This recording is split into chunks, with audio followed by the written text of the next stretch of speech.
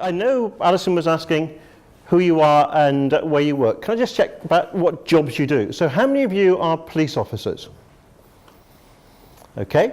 How many of you are, let's go through schools. How many of you are early years, first of all? Early years workers? Okay. Primary school? Secondary schools? Post 16? Okay. Health visitors? School nurses? School nurses? Okay. Midwives? Pediatricians? Okay, thank you. We had one GP earlier. I may be missing something, I do recognise this. Anybody working in adult services, like adult mental health? And drug and alcohol services? Okay, learning disability?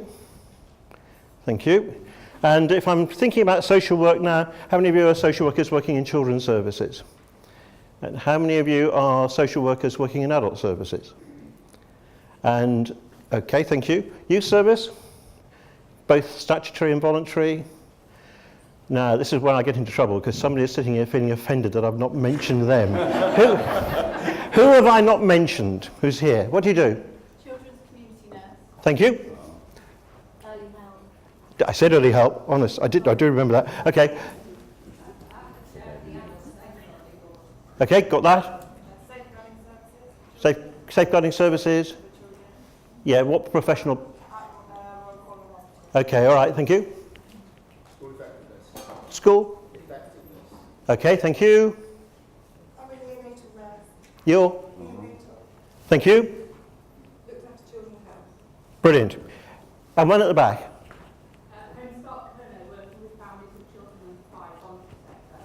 You're going to get a mention, Home Start, honestly, in a minute. Promise it. And go for it. Education welfare. Education welfare, sorry, yep, so got that. Thank you. Okay. Go for it. Community paediatric physio. Thank you. And one, go for it. Okay. Oh, wow, so I missed that too. And go for it. Speech and language therapist. Say again. That's not funny. Yeah, I honestly, no. Sorry. I actually have got a hearing aid, which I've had for about 2 weeks, and I'm still getting used to it. That was not meant to be funny, sorry. I did not hear what you said, honestly. Anyway, yeah, I'm a learner. Here we go. All right. Sorry if we still missed anybody out. Hey, this is impressive. This is impressive, because I do this in other places on occasions, and sometimes I have to say the mix in the room is very limited. And the fact that you've captured right across all those professional groups and roles in Cornwall, the interest to come today, says something about how you're working in Cornwall, I think. One of the things that does concern me sometimes, how many of you are working primarily with children? How many of you are working with adults? Yeah, of course, you're working with both, aren't you? And one of the issues that sometimes does concern me, that is we have a conference like this, and because it's got children or something in the title, we don't get workers from colleagues working in services which are primarily focused and targeted on adults, mental health services, drug and alcohol services, domestic violence services, learning disability services, for example. Because it is a shared task, isn't it, for all of us, in terms of looking out for the welfare and safety of children. And it's been a pretty tough time. For everybody in this room, that's Patrice, that's where I come from. For everybody in this room, it's been a pretty tough time. And anybody in this room who's not feeling a bit busy, anybody who's having quite a quiet time at the moment, this is where all the senior managers look around to see where it is.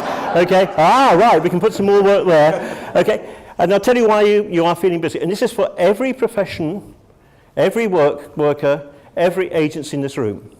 This is not just about children's services in terms of the child protection task. This is for everybody in this room. This is why you feel a bit busy. It goes back to when this man was in the news. Anybody know who he is?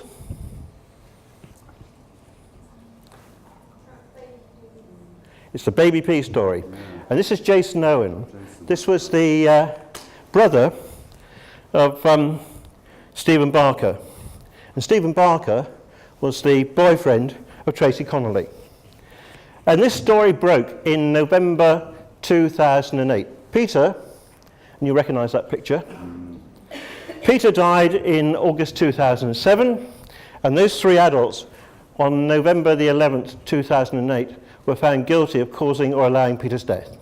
And that phrase, causing or allowing Peter's death, is because the police, the CPS, the courts weren't able to determine who had actually inflicted the injuries from which Peter died. So they were all jointly charged and all jointly convicted, although they got differential sentences in terms of their prison terms, for causing or allowing Peter's death. But when that decision was taken in the courts, those findings of guilt in November 2008, this story went viral around the world. And you recognise the person behind Peter there? Sharon Shoesmith. And I showed, some of you may have heard me say this here before, I think.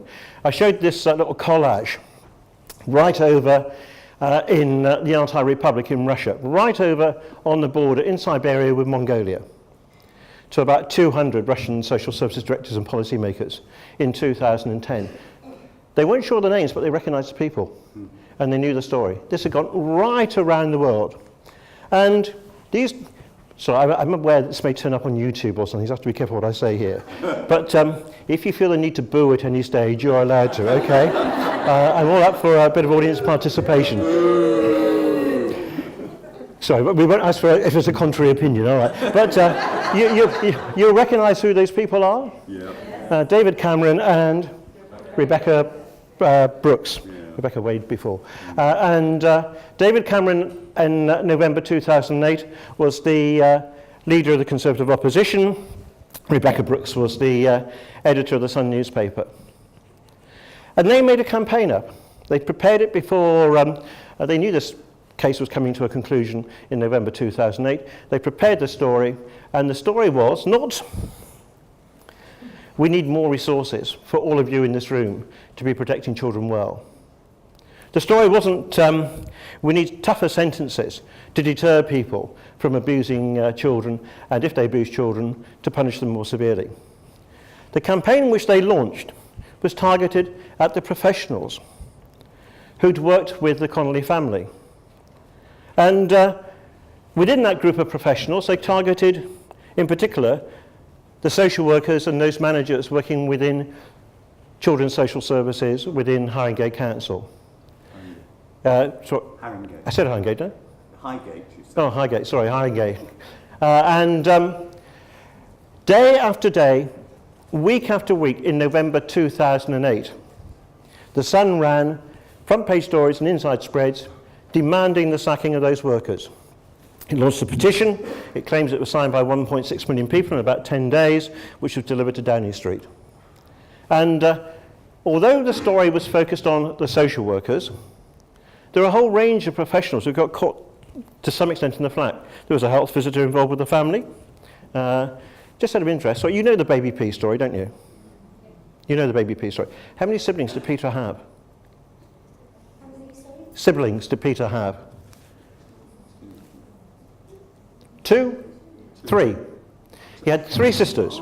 One who at the time that Peter died would have been aged about 7. One of whom was aged 5, one of whom was aged 3. Peter, when he died, was 17 months old. So you can imagine the group of professionals who had knowledge about the family, the primary school, a health visitor, GP. There was a community psychiatric nurse involved from the Mental Health Trust because of Tracy Connolly's anxiety and depression. The Family Welfare Association had a friendly visitor who was visiting to try and help Tracy with parentcraft. There was, Tracy was involved in the Mellow Parenting Programme, the NHS Mellow Parenting Programme. And the police. And there were 2 criminal investigations launched, one in December 2007 when Peter had a bundle of scratches and bruises, and another in May 2018 when again he had some injuries. But the focus largely was on the social workers and their managers. And on the 1st of December 2008, Ed Balls, Monday afternoon, 2 o'clock, press conference, remove Sharon Shoesmith. Sorry, that's not Sharon Shoesmith, that's Rebecca Wade again. But remove Sharon Shoesmith from her job as the DCS, Director of Children's Services in Haringey. And what we now know from Ed Ball's political autobiography published last year is that he was under tremendous personal pressure to sack Sharon Shoesmith, remove her from her job, with Rebecca Brooks and other editors having told him if he doesn't do it, he's going to be in the frame himself. And the reason I tell you this story about Baby P and this sequence of events is it's had a tremendous impact on everybody in this room and the work that you do. And when I said to you, do you feel a bit busy? And everybody, I think, said yes. I can help you to understand why you feel a bit busy. If we go through a sequence which involves everybody in this room, whichever professional role you're playing, whichever occupational group you're within, whichever agency is employing you, this is what is impacting on you in Cornwall in the same way it's impacting right across the United Kingdom, but England in particular. Here's the sequence. You've got a concern about a child. That concern is at such a level that you refer it into children's social services. Maybe it goes through the MASH. Would go through the MASH in Cornwall, presumably. And then when it's triaged within the MASH, it might go in different directions. It might be no further action. It might go off to another agency in terms of early help or whatever. It might be a children in need assessment, a single assessment, or it might be a Section 47 inquiry, where the concern is that this child may be experiencing significant abuse or neglect. And that Section 47 inquiry may lead to a view that there are significant concerns about the welfare and safety of this child. So we ought to have an ICPC, Initial Child Protection Case Conference. And at that ICPC, when you've gathered together, all of you who know the family, with the family, that you decide that the risk is such that there ought to be a child protection plan. Or you decide, very quickly actually, we ought to be initiating care proceedings and get the child out of the house as quickly as we can.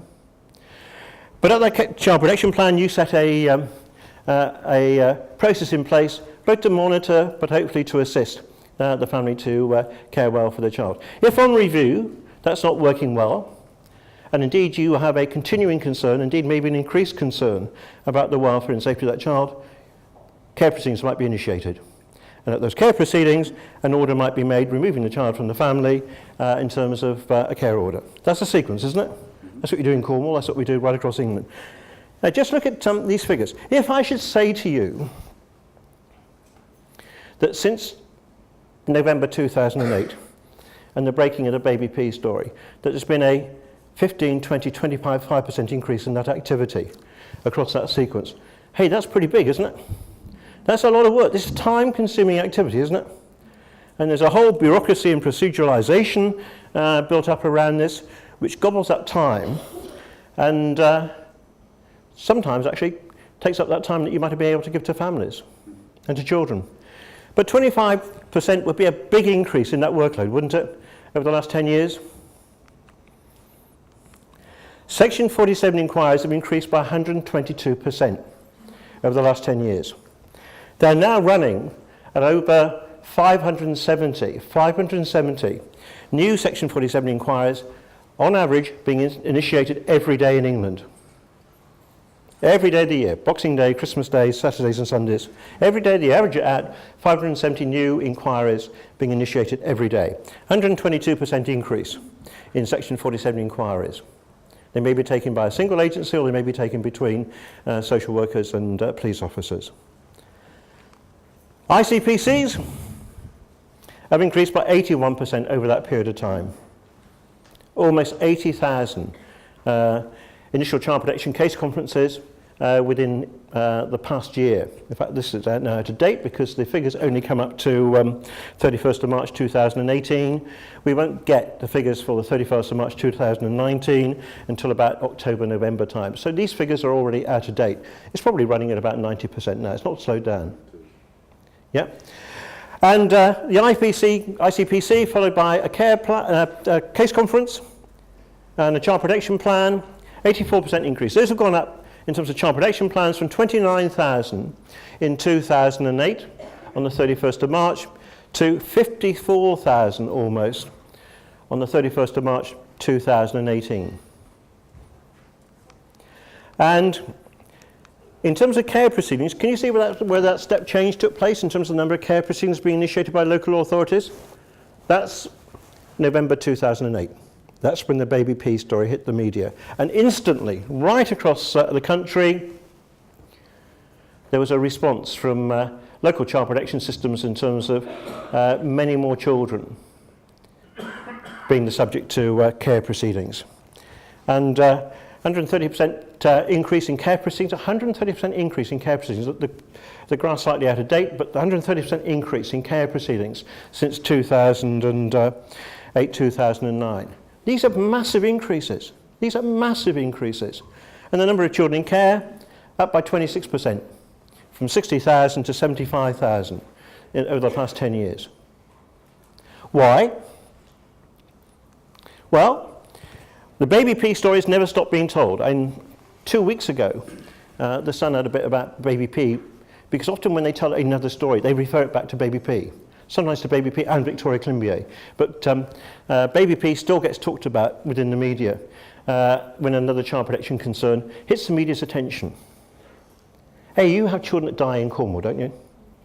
And I was a social services director for 14 years and in Wiltshire and Swindon. And you can't be a social services director for 14 years without children dying on your patch. We cannot prevent all children's deaths. Often it's the ones that we're not most concerned about, who we know least about, who are the ones that suddenly become the subject of a tragedy. But out of interest, how many children are known to die in England each year as a consequence of abuse or neglect? How many children are known to die? It's a remarkably stable figure, actually, since 1980s. How many children are known to die as a consequence of abuse or neglect in England each year? What do you reckon? Around 50 something. Around 50 something. Around 50 something. It's within that range of about 50 to 70. And the reason I say that is because you recognise these other names. These are other children that have died since 2008 that have attracted the media's attention. It's potluck. It depends what other news stories are around, whether something attracts attention or not. But that 50 to 70 children who are known to die as a consequence of abuse or neglect in England each year is a much lower proportion of the child population than anywhere else in the world where we have comparable statistics. So Western Europe, South Africa, Australia, New Zealand, Canada, United States, everywhere in the world where comparable statistics are collected about child deaths as a consequence of abuse or neglect, we have the lowest incidence for our child population of abuse or neglect in England. But you wouldn't know that, would you, from how the media tells the story? But you, all of you in this room, know how to protect children, and we do it pretty well. Sometimes the time is squeezed to do it as well as we want to. But every so often, another story will hit the headlines, and you recognise all those children there. And you'll recognise, well, some of you will know this child, which had a Cornwall dimension to it as well, who died in Cardiff not so long ago. But there's other stories that have come onto the media's attention as well. You'll recognise the stories in terms of location. You won't necessarily recognise the names of all the people there, but in terms of sexual exploitation. And although it's the urban areas that have been the attention in terms of the criminal prosecutions, it exists within all our communities, doesn't it? Yeah. To bigger or larger or smaller scales. And we've got more 47s, more CP case conferences, more CP plans, more care proceedings, more looked after children. Why? And here's my pitch. There's more awareness. You are more aware of the impact of neglect and abuse on children. Especially, for example, the impact in terms of developmental impact on very young children infants. We know from the research at LEPA and elsewhere about those important years, 12 months, 18 months, a first period of time in terms of the impact of chronic neglect. But we also know that something that wasn't really on our radar until about 2010 is that there are adolescents, teenagers, who are being neglected and exploited as well. And when I was the director in Wiltshire, before that I was the deputy director in Berkshire, and I can remember in 1991, a meeting with police officers in Reading, and we were flip shots around the wall, and we were trying to track, monitor, map out taxi drivers who were turning up outside our children's homes in Reading and enticing girls, it was girls at that point in time, to go off with them in the taxis. So this was in 1990, but it wasn't something, it was there, but it wasn't something that we were particularly alert to or aware of. That was an exceptional activity for me with the police in Reading at that time. But from 2010 onwards, I know you've had the recent multi-inspection from the combined inspectorates in Cornwall in terms of how you're doing in Cornwall. You're doing pretty well. Some agencies could do better, but you're doing pretty well. That's on the agenda now, which wasn't before. So there's more awareness. There's more need. It's very difficult to parent well if you are really ground down by poverty. We'll talk about that in a moment. But if there's more need and it's not being addressed, it's very difficult to parent well. And if you're struggling to parent well, there's less help available, isn't there? And we've seen the closures right across the country in terms of Sure Start programs. As the Sure Start funding was cut back by the government. You've had the closure of children's centres. I don't know what's been happening in Cornwall, but you've had the closure of children's centres nationally. You've had the rolling back of youth services. A whole range of support services, both for families, parents, but also for children and young people, have had to be cut. Those of you working in schools, your capacity to deliver all the pastoral care that you might want to deliver has been really curtailed because of the pressures and stresses you're under. Right across all our agencies, we are pushed in terms of time and resource, in terms of providing the help that we see sometimes as necessary. Generates more demand at the sharp end. One of the explanations for those big increases, 80, 120, 130% increase in child protection activities, is because we are now addressing stuff as child protection, which before we would have addressed in terms of families in difficulty and how can we help them. And there is a consequence to all of this. Well, let me just check. Anybody here working in an agency that's had a 130% increase in staffing over the last 10 years? Just to make sure I don't catch myself. There's some questions I know the answer to before I ask them, okay? But the consequence is, it's generating more pressure for all of you. One of the things I've been doing over the last, since 2010, is overseeing child protection improvement. Some of you know I've been a professor in London, but only for half the time since 2008. The other half of the time I've been in different areas of the country overseeing child protection improvement. So Sandwell, Salford, Torbay, Devon and the Isle of Wight, different authorities. I spend 2 days in each authority each month. First day meeting frontline staff from all the agencies, going into the hospital through A&E, through diagnostics, through paediatric inpatients, through maternity, checking out how well they're looking for children, going into schools, looking with primary school child protection needs and head teachers and secondary schools as well, etc. Meeting with the public protection unit, the police officers and the public protection unit, the child abuse investigation team or whatever you call it locally. And meeting every time with frontline social workers, but meeting with helpers, school nurses. Everybody in this room who you mentioned just now, I would have met with. Some people every month, some people every 3 to 4 months.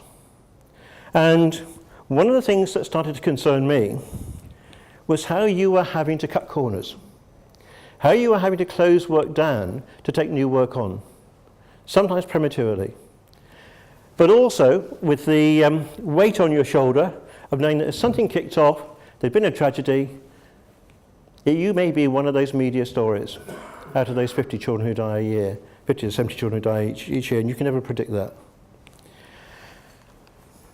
But what's the most prevalent reason for children being on child protection plans? That increase from 29,000 to 54,000 in terms of child protection plans in England. What's the most prevalent reason for children being on child protection plans? Neglect. Which, if you like, reinforces my comment that sometimes we're dealing with things now as child protection, which if we could only have the time and the resource to deal with it in terms of family support or family assistance, it wouldn't necessarily be something that we addressed as a child protection concern. Let me show you the figures. There's been an 84% increase in child protection plans. You can see from the red markings up there where the big increase is. Neglect and emotional abuse. The reason I note both neglect and emotional abuse is if you actually look at the stats, the figures, for different local authorities, different child protection systems, they have a prevalence, a tendency to either use neglect or emotional abuse. There are different categories. Neglect is about omission. Emotional abuse is about doing something which is active. But local authorities and child protection systems tend to use one term or other to favour one term or the other. Do you know how it looks in Cornwall? That's what Cornwall looks like compared to your near neighbours in the southwest. And like everywhere else, in Cornwall, neglect and emotional abuse are your major categories. Interestingly, hey, none of this is right or wrong, but when you look at patterns, it allows you to ask questions of yourselves. Yep. So, interestingly, in Cornwall, you use the physical abuse category rather more than most others. And you can see there, some authorities prefer to use emotional abuse rather than neglect in terms of the balance there. And that's what Cornwall looks like compared to England. So over 80%, 4 out of 5 of your child protection plans in Cornwall are because of concerns about neglect and emotional abuse. The public probably thinks child protection is about physical abuse, maybe sexual abuse and sexual exploitation, but primarily when you are working in Cornwall, within your child protection systems across all your organisations and professions, you're working on neglect and emotional abuse. Can anybody tell me, I have to be careful how I move the microphone, but can somebody tell me the story about the frog in the saucepan? Who knows the story about the frog in the saucepan? Yeah, please, Hayley. I'm not allowed to move that far.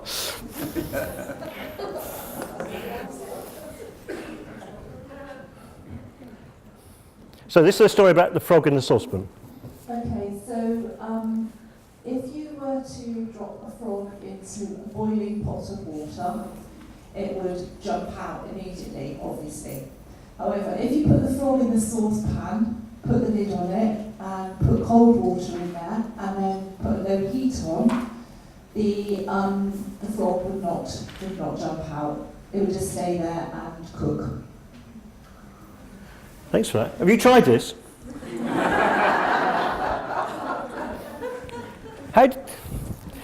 There is a YouTube video of a frog being put into a saucepan and the heat gradually being turned up and the frog being boiled alive. And there's a caption which comes up and says, "No frogs were injured in the making of this video." You think, you just boiled a frog alive. Yeah? But that's the reason I tell you, thank you for that, the reason I asked for that story, it does strike me that what you are having to do is a bit like tackling the frog in the saucepan. Because unlike physical abuse, where there's a radial fracture, there's a burn mark, there's bruising, whatever it might be, or sexual abuse, where there's a story of an incident, there may be some evidence in terms of genital harm or whatever, but there's some information about an incident and some evidence supporting it in some way or other. We have a crisis that we respond to, yeah? The difficulty with neglect and emotional abuse is that there's no crisis, is there? It creeps up on us gradually. It creeps up on the children gradually. And here we are in March 2019, you've got a concern about a child in terms of neglect, you have a child protection plan, 6 months later, 9 months later, it's just going on, it's not changed. And why would you act any differently 6 months or 9 months later to where you were in March 2009? We get accommodated, we get assimilated, we get used to it. And there's no acute event which demands that we act and take some action. And the impact is cumulative over time for children. It's not an immediate crisis. It's not at this point in time that we must do something. And one of the consequences of that is sometimes it just drifts, doesn't it? It drifts. And there's other things which are more urgent for us to tackle that have come in this week on a Monday morning over the weekend. Better get on with this now. And it strikes me it's really difficult for everybody in this room dealing with those 4 out of 5 families with child protection plans where the concern is about something which is chronic rather than something which is a crisis. But the other reason I think it's quite difficult is that we sometimes see neglect as a category. And my pitch to you is it's not one thing. And we need to be thinking really hard about the differential natures of that experience of neglect and what's causing it, and how we respond then to those different types of neglect. And I want to make a pitch to you that when you're thinking about neglect, we need to think about what are we actually talking about? What's causing it? What's generating it? And what can we do about it? And what we can do about it may, in the end of the day, be removing the children from their family if we think it's severe and having a really a real impact in terms of significant harm on children. But in terms of thinking about neglect, I want to make a picture about 3 different types of neglect. What I'm calling passive neglect, what I'm calling chaotic neglect, and what I'm calling active neglect. Passive neglect. One of the things that I did with colleagues at Kingston University was research into troubled families programs. And a part of that research was going and interviewing the families who were involved in the programs. And when I say going and interviewing the families, often who we saw was a mother. And the mother was often on her own. She had no partner, and we became increasingly aware that although some of the portrayal of the troubled families, what do you call the troubled families program in Cornwall? Together for families. Together. Together? Together for families. Right, Together for Families. So when I'm talking about troubled families, in Cornwall you might know it's the Together for Families program. And some of the portrayal of the troubled families program nationally is this has been about families who are really troublesome, not just troubled, but really troublesome. High crime, children not at school, you know all the categories, that criteria that fit into that program. And what we found from interviewing the parents, the mothers, is this. They were often worn out and exhausted. They were really ground down. They were knackered. They were having trouble getting up in the morning. They were not getting up in the morning. They were staying in bed, almost with the bedclothes over their head, covers over their head. They did not want to face another day.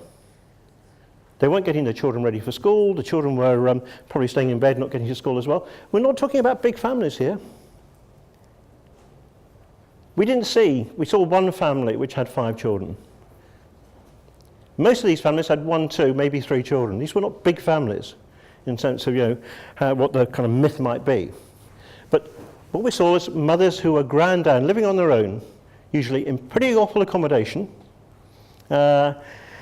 And they themselves had been the subject, thinking about this afternoon, of domestic violence. They still had partners who they were estranged from, who were threatening and intimidating. Some of them, the mothers, had turned to alcohol use, and many were on antidepressants as a consequence of just trying to find a way of getting through the day. And for the children, there were no boundaries, there was no routine, they weren't getting to school. And for some of the children, I'm talking now about, not only adolescents, but I'm talking about, I can remember boys and girls of 7, 8 years old were pretty angry themselves and were kicking out at their mother in terms of violence. And for some, they did not want to go to school, didn't want to leave their house, because they'd had the experience that when they'd gone to school in the past, they'd come home and mum had tried to commit suicide and wasn't there or whatever, or had run away. So, in terms of neglect, the children were being neglected pretty seriously, some of them, a lot of them. But that was the background to it. So what do we do about it? What do you do about it? Isn't that active government neglect? Well, I have no doubt at all. We'll come on to this a bit later as well, Jack, in terms of what's happening in terms of the politics of this. We'll leave that. We'll pick it up in a minute. Okay. But within these families, absolutely ground down. So what do? Type 1, passive neglect. These mothers were not uncaring. Indeed, a part of their stress, anxiety, is they knew that they were not doing what they needed and wanted to do as mothers, as parents. They felt the guilt of that as well. And ideally, if we had the resource, and indeed it was one of the intentions of Sure Start for young families, we would be piling in all those resources, wouldn't we? And I think Home Start got a mention there. I'm a big fan of Home Start. Yeah. And we would be trying to work alongside those mothers and fathers, if they were there as well. I saw 2 or 3 families which had a father as well as a mother. I saw one family which was a father single parent, but most of them were mother single parent families who had no extended family which was helpful either. Indeed, often their extended families were as much of a problem for them as anything else. And we want to kick in, ideally, if we had the time and the resource to do it. The assistance beside those mothers. In the intensive troubled families programs, what that meant, in Wandsworth, for example, team of about 32 in the troubled families program in Wandsworth. I look at Jack, because Jack probably was there when it was being set up in Wandsworth. So there were police officers, family support workers, clinical psychologists, drug and alcohol workers, psychiatric nurse, domestic violence worker, there was someone from the benefits agency, someone from housing, there was an education welfare officer, and I've probably missed some others. But what they would do is that the initial contract period would be for 3 months, extended for 6 months, and for the first period of a month or whatever, they would work really intensively, every day. A family support worker might be there for 2 or 3 hours each morning. They might be there early enough to get the mother up and the children up and take them to school, with the mother walking them to school as well. When they stood back a bit, they'd be ringing the mother at 7 o'clock in the morning to say, are you up? Are the children getting ready? And what they would do in the initial stages, all those bills in the corner which hadn't been dealt with and opened, some of them, they'd work through them with the mother and start doing some of that negotiating with the agencies around poverty. And they'd do some compensatory work with the children in terms of experiences and activities for the children.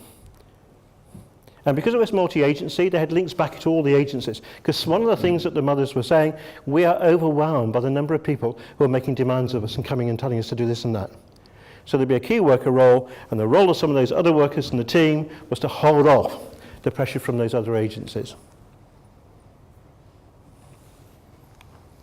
Chaotic neglect. The baby P story that we talked about just now had 2 stages, 2 phases to it. The first phase was when Tracy Connolly, between August 2006 and possibly December 2006, January 2007, was on her own. And she was on her own with 4 young children, 7, 5, 3, and Peter. They'd been slightly younger then, so 6, 4, 2, and Peter. And she wasn't coping very well. Her experience herself had been pretty awful. She had spent her adolescence in a special boarding school. She'd gone down the SEND route, the SEN route, whereas her brother, slightly older, he'd gone down the child protection route, spent his adolescent years in a children's home. Potluck, which route you get that sent down sometimes. And her parenting experience, being parented, was pretty awful. She'd been severely neglected and indeed exposed to a whole range of abuse as well. So her competence as a mother was somewhat limited. The 5 children, I was a team manager in Wiltshire in the 1980s, and I can remember. Some of these things get engraved on your heart, don't they? You can't quite wipe them out of your memory, even if you'd like to sometimes. We took 5 children into care on a Tuesday evening because, yet again, the social worker had dropped in to do an unannounced visit, having warned the mother over and over again that you must make sure there's arrangements for the children, quite a young family. And again, these children at 9 o'clock at night were there on their own. Mother was down the pub with her boyfriend. It was her way of, if you like, creating some space for herself. On this occasion, no one will know who this is, so I can mention his name. It's a long time ago. He's called Colin, was a social worker. Colin went into the house, and the children let him in. He asked if he could go upstairs to see the young children, the toddler, and the baby upstairs. Went upstairs and suddenly found, for the first time, that we'd been upstairs. This was the days before we necessarily didn't push for this. When he got upstairs, the children had no beds. They slept on the hard floor, and they had some old coats urine Solden, which they slept under. And we thought we cannot leave the children here. And we took place of safety orders on them that night to get them out. This was a mother who was very caring. I'm convinced about that. I knew her. She was very caring. But her means of coping was several nights a week to go off with her boyfriend down to the pub and just get out of it.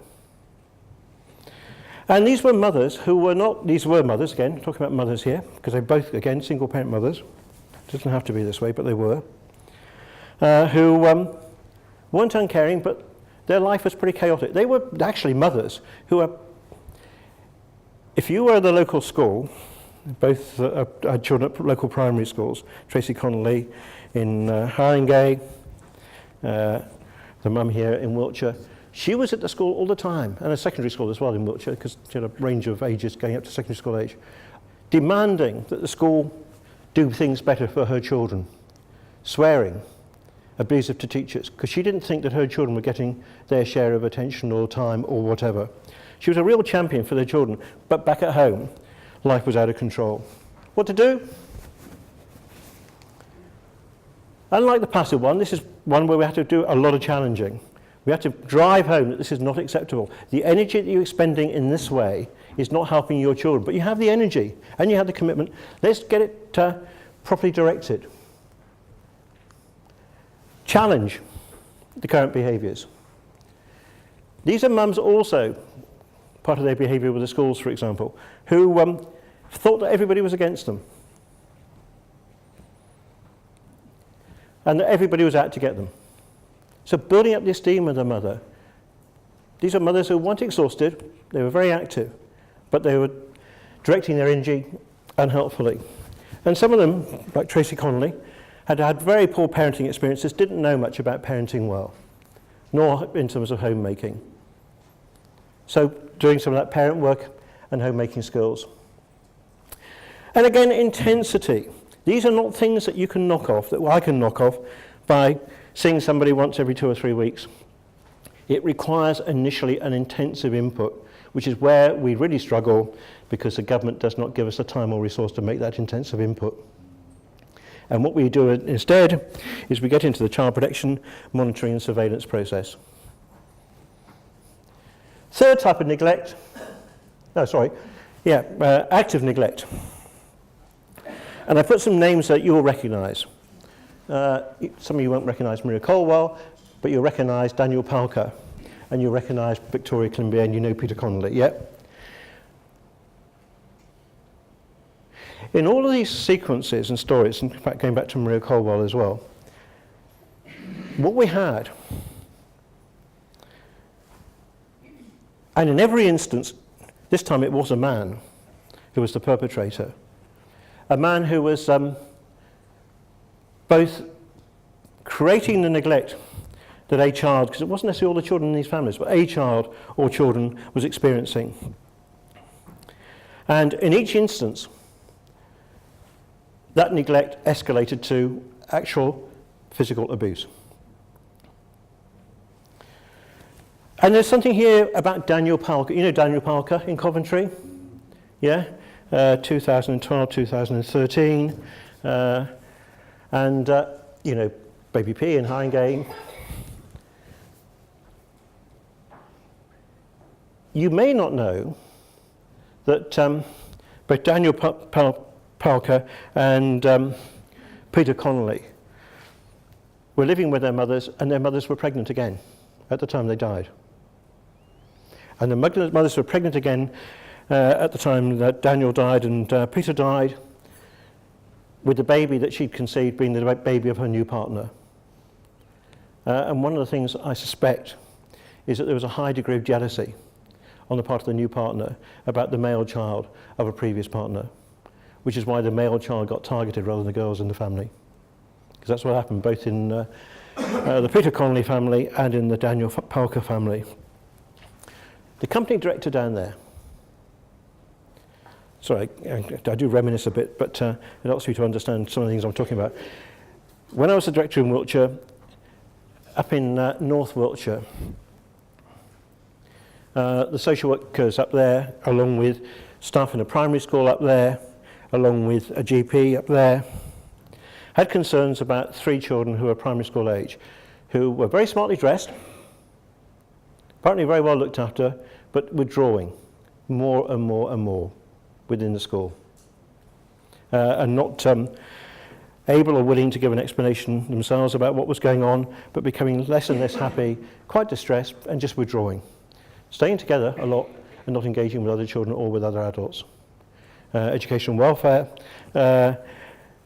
had a bit of involvement, trying to work out what was going on, going back to the family home, and educational psychologists as well. And over a period of time, it was getting worse rather than better. And it came through then as a concern to children's social services as we were in those days. And it kicked off an investigation. What did we find?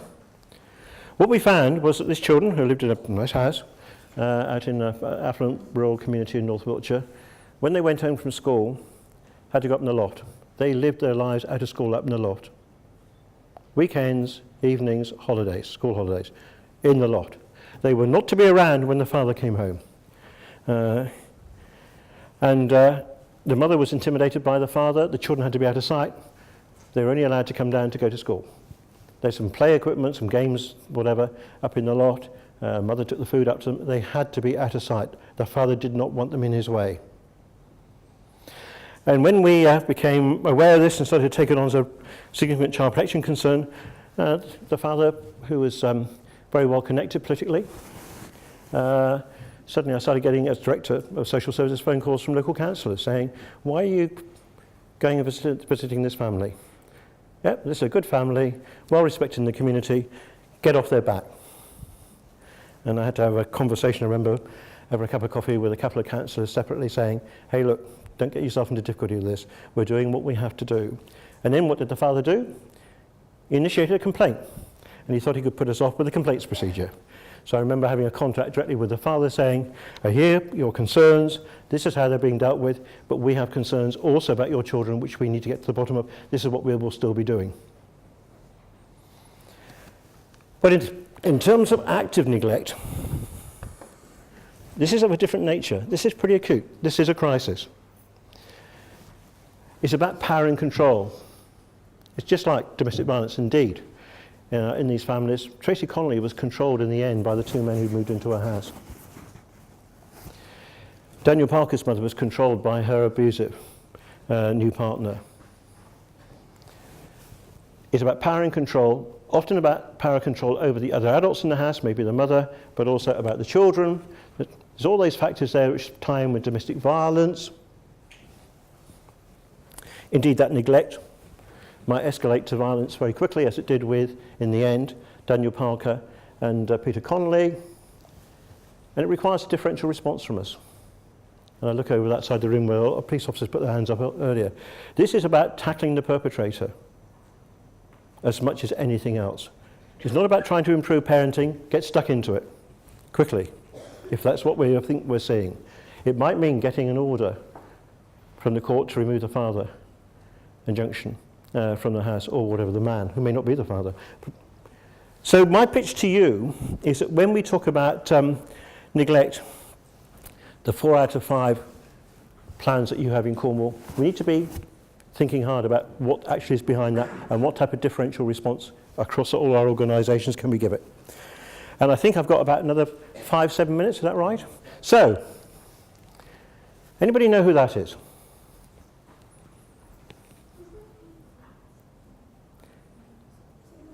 It is, who said that? Yeah, it's Maria Cole. Well done, thank you. Team effort over there. Yeah, it's Maria Cole. We're back in, and I mentioned Maria Cole just now. 1973, Maria died aged 7 in Brighton in East Sussex, having been killed by her stepfather. Again, the same story actually. Stepfather jealous of a daughter from a previous relationship.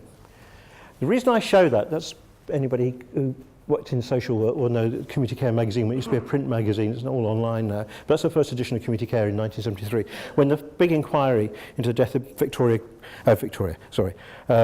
Maria Cornwall reported It's the first inquiry which fingered an individual professional as being accountable in some way for the child's death. Diana Lees was a social worker in East Sussex. That was 50 years ago. We have learned a lot over 50 years about how to protect children well. And let me tell you very quickly my pitch on how we do it well in Cornwall and everywhere else. What makes a difference? Well, it's quite useful if we've got stability in our workforces and within our organisations. And if we focus on retention as much as recruitment to create that stability, and in terms of replenishing the workforce, think about growing your own from people in your local communities who will stay once they're qualified. And where they build up confidence as well as competence in terms of doing the job, as compared to what I would have been like as a newly qualified worker, social worker, for the first 2 or 3 years, where I just did not have the patter, the words to go and do some of the jobs I needed to do and some of the confrontation conversations I needed to have. So my first pitch is work really hard across all your organisations in building stability. Because if you build stability, you're likely to know each other a bit, especially if you can be local, work in similar areas. Because you need to do that if you can trust to build that trust in each other in terms of sharing information, etc. So it's about all agencies thinking about how do we calm it down? How do we build stability and continuity, rather than the excitement of a lot of disruption and change, in adult as well as children's services, that comment from earlier. And staying very much focused on what's happening to children and families. By reflective supervision, what I mean is the chance to sit down with a supervisor and think about what you're seeing, what you're feeling, what sense you're making of what you see with that person or that family. And if you can't make sense of it, helping to ask yourself some questions with some support from somebody else about what we still need to find out.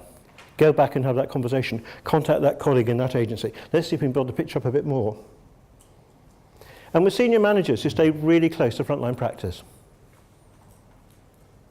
One of the things we know from the Ofsted judgments is that, and you've done one in Cornwall, but one of the things that we know from across the country is that if senior managers are out of touch, it takes Ofsted to come in, or the CQC or whatever, to tell them how bad it is. All the eyes. This is not just a job for the police. The police do these things, but we have also to do all those things as well. And intelligence at the bottom is intelligence in two senses, being clever enough to make sense of what we see, even on the basis of partial information, but also being intelligent in terms of collecting in information to build up the picture. Hot organisations. I don't mean hot organisations in terms of being overheated. You're all overheated in this room in terms of your organisations at the moment. I mean hot in the sense of honest, open and trusting. You can actually tell it like it is to senior managers, and they want to hear it and listen to you. And it would be quite useful if you had enough time and resources to do the job, wouldn't it? What's a hindrance? All those other things, which are the opposite of what I've just been talking about.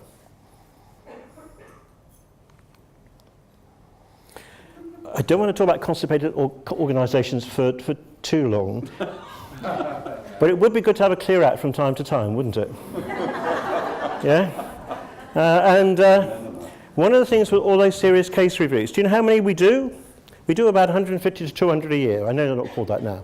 We've been doing it since the 1980s. Do you know how, on average, how many recommendations a serious case review comes up with? Over 40. Multiply 40 by 30 years, by 200 a year. That's quite a lot of recommendations, isn't it? And the consequence of that is a lot of those recommendations are about policy and procedures. So we just clog up the organisations with more and more policies and procedures. It'd be good if we had systems that supported practice rather than practice for systems. Is this you? Or is that you? I got a feeling for many of you it might have been the first one, yeah? And what's a hindrance? Which is the reality, I have to say, in terms of the pressures we're under because of neglect by the government in terms of our resources at this point in time. And it's a difficult job we do. I'm just about to finish. Difficult job to do because that's what we're doing in the context we're doing it. Yeah. And we have learnt to do what we do pretty well over 50 years, and we've expanded what we're doing all the time. All these different categories at different times have become more of a focus. In the 1970s, 1960s, And neglect and emotional abuse wasn't seen as a child protection concern, something we had to address with the family. Physical abuse came onto the rise and then, but we've expanded all the way through our understanding of what we need to do to promote the welfare and to protect children. And I do have a concern that we're a bit skewed at the moment, partly because of the lack of resources. We're dealing with things in the child protection system that we ought to be dealing with outside the child protection system in terms of assisting families. But everybody in this room is squeezed in terms of time. So what do? We're concerned about it. It becomes a child protection concern. False positive. And my last message to you, before I show you something else, which Jack will be pleased with, is you do know how to protect children and do child protection well. You do know how to do it well. You don't need inspectors to tell you that. You know it. We know it. In the UK, in England and the other UK nations, we do it better than other places where we have comparable information. And I was going to show you something else, but it's obviously not there. Many thanks. Thank you very much. Thank you.